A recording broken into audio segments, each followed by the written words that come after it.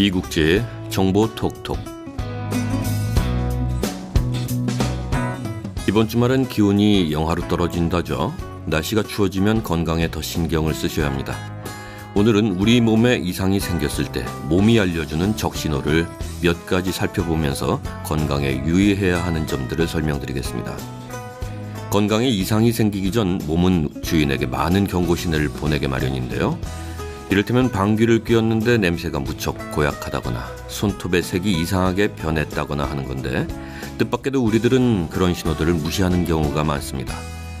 하지만 이런 신호를 계속해서 무시하고 지나간다면 대장암과 같은 무서운 질환으로 발전할 수도 있습니다. 만약 여러분의 몸이 지금부터 말씀드릴 신호들을 보내고 있다면 가볍게 여기지 말고 병원을 가보시기 바랍니다. 첫째, 트림이 자주 나온다면 위염이나 위암을 의심해봐야 합니다. 어쩌다 하는 트림은 전혀 문제가 안 되지만 너무 자주 하거나 트림에서 냄새가 많이 날 때는 문제가 생겼다는 걸 느껴야 합니다.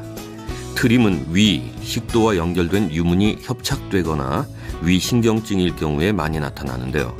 만약 트림을 할 때 위액이나 위 내용물이 함께 올라오거나 하면 반드시 자세한 진찰을 받아야 합니다.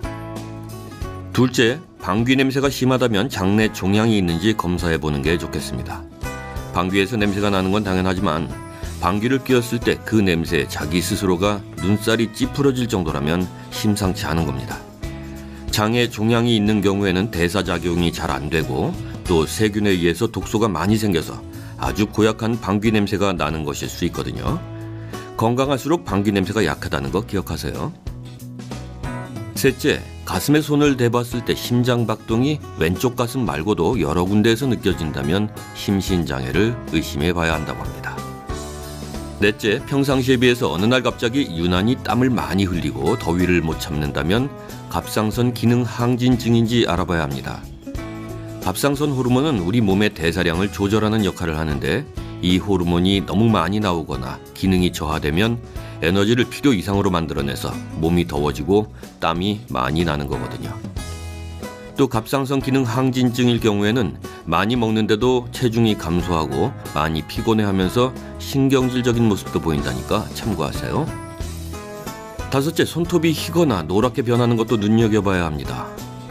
흰 손톱은 만성간염이나 영양결핍을, 노란 손톱은 황달이나 폐질환을 의심해봐야 합니다. 일반적으로 손톱의 반달 모양이 크고 선명하면 건강하고 거의 보이지 않거나 작으면 건강이 좋지 않다고 알려져 있는데요.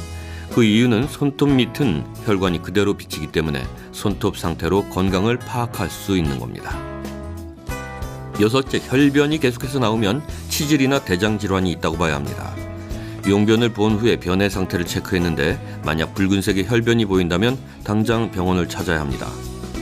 치질의 경우에는 보통 극심한 통증과 함께 변에 피가 묻어 나오니까 구별이 될 테고요. 통증은 없는데 변에 피가 섞여 나온다면 대장질환으로 봐야 합니다. 대장질환 중에서도 한국인에게서 제일 많이 발병하는 대장암은 혈변은 물론이고 변비나 설사, 복통, 빈혈 등의 증상이 함께 나타나는 경우가 많으니까 기억해두세요. 일곱째, 여성분들의 경우 촉촉한 귀지가 나오면 유방암을 주의하시는 게 좋겠습니다. 최근 촉촉한 귀지를 가진 여성일수록 유방암에 걸릴 확률이 높다는 연구 결과가 발표됐는데요. 실제로 유럽인처럼 촉촉한 귀지를 가진 일본 여성이 아시아형의 건조한 귀지를 가진 일본 여성보다 유방암에 많이 걸렸다는 조사 결과가 발표되기도 했습니다. 반면에 귀지가 많고 건조하다면 건강하다는 뜻이고 귀가 자동적으로 청소되고 있다는 증거라네요. 여덟째, 잇몸이 붉게 변하면 치은염이나 치주염일 수 있습니다. 잇몸은 분홍빛을 띠고 있어야 건강하다는 증거인데 붉게 변한다면 문제가 생긴 겁니다. 최근 연구 결과에 따르면 당뇨병 환자의 3분의 1이 심각한 잇몸병을 앓고 있는 것으로 나타났다고 하네요. 또한 잇몸이 붉은 상태에서 자주 붓거나 민감하다면 바로 치과로 가세요. 아홉째, 키가 줄어든다는 것을 느낀다면 심장질환이나 호흡기 질환일 수도 있습니다. 키가 줄어드는 것은 일반적으로 노화의 신호이지만 때로는 심장과 호흡기 질환을 알려주는 경고이기도 합니다. 최근 영국에서는 노인층의 경우 키가 2.5cm 이상 줄어들면 심장과 호흡기 질환으로 사망하는 경우가 높다는 연구 결과가 발표되기도 했습니다. 만일 아직 노화가 진행될 나이가 아닌데 키가 줄어들었다면 병원을 꼭 찾아가 보는 게 좋겠습니다. 10번째, 요통을 동반한 복부 통증이 잦으면 내장 질환을 의심해 봐야 합니다.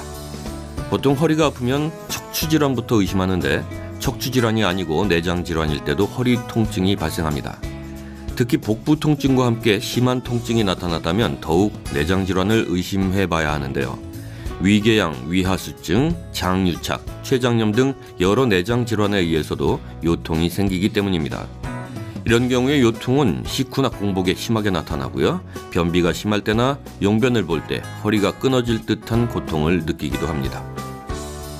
네, 오늘은 우리 몸이 우리에게 경고를 보내는 신호들을 살펴봤는데요. 작은 이상도 무시하지 않고 질병을 조기에 발견하는 데 유의하는 게 좋겠습니다. 오늘은 여기까지입니다.